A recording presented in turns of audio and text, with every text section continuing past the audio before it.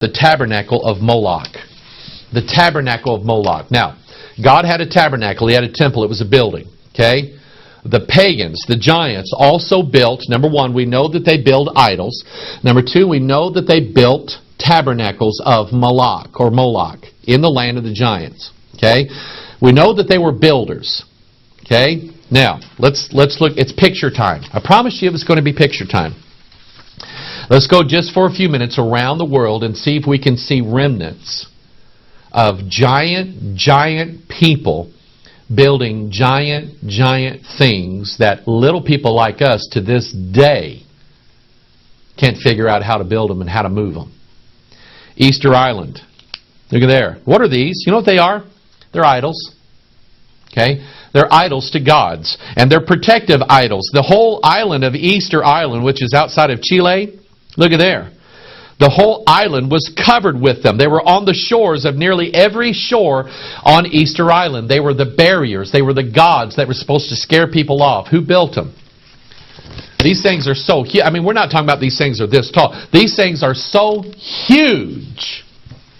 If you think ancient man had the technology to both carve these out and move them great distances and erect them there to this extent, didn't happen. Who did? The giants. Stonehenge.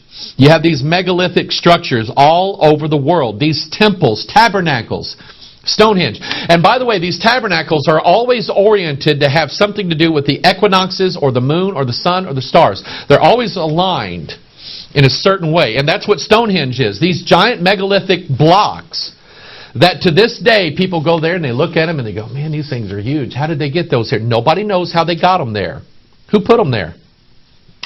Well, if you believe the story of the Scriptures, when the Israelites go in and they said, we were as grasshoppers, if that is a ratio,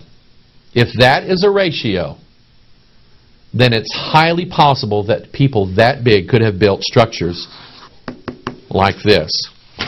Here is a temple. I can't remember where this is. But I want you to notice the giant blocks that are used to build this thing.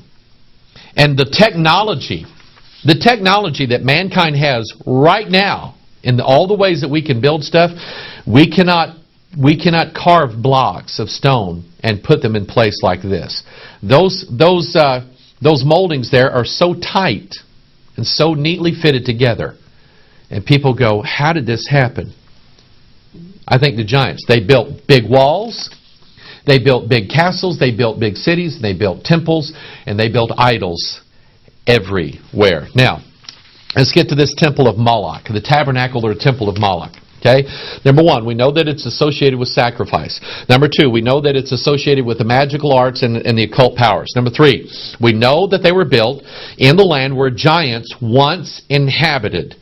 We know that they were associated with fire. I want you to look at this picture of fire. This is actually what's called a funeral pyre. Pyre. A funeral pyre. This is from the religious practice now that says that it's a belief in the resurrection. The God that died and is in the fire will resurrect, like the phoenix. That's what that's all about. That's why they put their babies in here. Okay? Because they felt like it was going to give them resurrection or new life or resurrection powers. It was the powers of God being released. What building shape does this funeral pyre look like? Actually, I've been giving you the clue. It looks like a pyramid. Pyramid. Manly Hall says this about the pyramid. The word pyramid is popularly supposed to be derived from the Greek word for fire. This signifying that it is the symbolic representation of the one divine flame. In other words, pyramids were basically temples or tabernacles of Moloch. Fire, the fire god, or the fires of hell. That's what they were. Here's what else he said. The initiates of old accepted the pyramid form as the ideal symbol of both the secret doctrine and those institutions established for its dissemination. Both pyramids and mounds are antitypes of the holy mountain or high place of God. Right across the river here, over here, in Illinois. Cahokia, Illinois is called the Cahokia Mounds. Even the American Indians were building pyramid-type structures or mounds where they performed sacrifices and worshiped their gods, their Molochs. Okay? It's the remnant of the giant religion is what it is. Okay? Notice Manly Hall refers to these pyramids as the high places. Have you ever heard that phrase before? Ephesians chapter 6 verse 12, for we wrestle not against flesh and blood, but against principalities, against powers, against the rulers of darkness of this world, against spiritual wickedness where? In high places. You see, again, the religion of the giants is essential in understanding the spiritual forces that are at work today that you and I as Bible believers are fighting against. And so the giants, they're all over the world. Every culture has a story about giants. Every one of them. Okay? And these giants apparently built buildings that today us puny humans cannot build. Okay? And most of them look like pyramids. Pyramids. You have the Pyramid of Giza. Nobody knows how it was built. Nobody can understand how it was built. You have the Pyramid of the Moon near Mexico City. On these pyramids over in South America, you know what they did on there? They did human sacrifices. Constantly. That's what these pyramids were for, was to do sacrifices. Even in Cambodia, pyramid structures. The Canary Islands of Spain, pyramid structures. Here's one in Algeria. Now that one looks like it was built by a person. Okay? It doesn't look as complex as the others. Here's a tomb in Korea. Pyramid structure. It's all about the God being resurrected from the fire. That's what these pyramids are all about. Look at the great pyramids in Egypt. You know what I found? This is so cool. I want you to look at this graphic here. Here we have the 3 great pyramids of Giza. Look right next to them there to the right. There's 3 little bitty ones. I never knew that. I looked at this and I went, oh, here's another picture of it.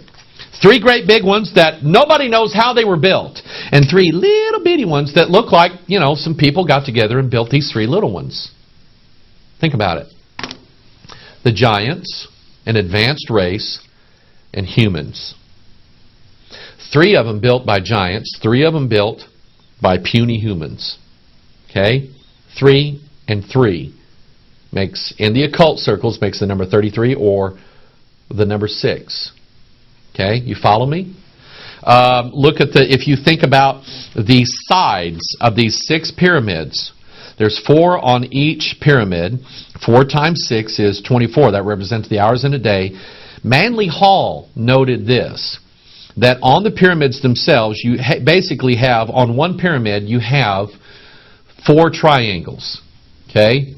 So each pyramid represents the number 12. So you have 1, 2, 3, 4, 5, 6 pyramids equaling the number 72. Okay? Let me jump forward here a little bit. On the $1 bill, okay, on the back of the $1 bill, you have this idea. You see a pyramid here. Manly Hall says that it has 13 rows. Think about that. And it has 72 stones in it. Anuit coeptus novus ordo seclorum. It represents the religion of the giants, the dying God that they worshipped, who was going to be resurrected out of the flames one of these days. I have run out of time on this segment. I am not done. By any stretch of the imagination, I am not done. We will continue more with the pyramids. We're going to find out what their secret is all about. We're going to study more of how the giants got here. And the only place that we're going to look for positive 100% proof of how the giants got here is from the words of the King James Bible. I'm just going to cut you off and leave you hanging. I actually have more pyramids to show you, more stories about them. Take too long. We're gonna keep this going next week. This is Pastor Mike. I love you, and we will see you, the Lord willing, next week. God bless you. Bye-bye.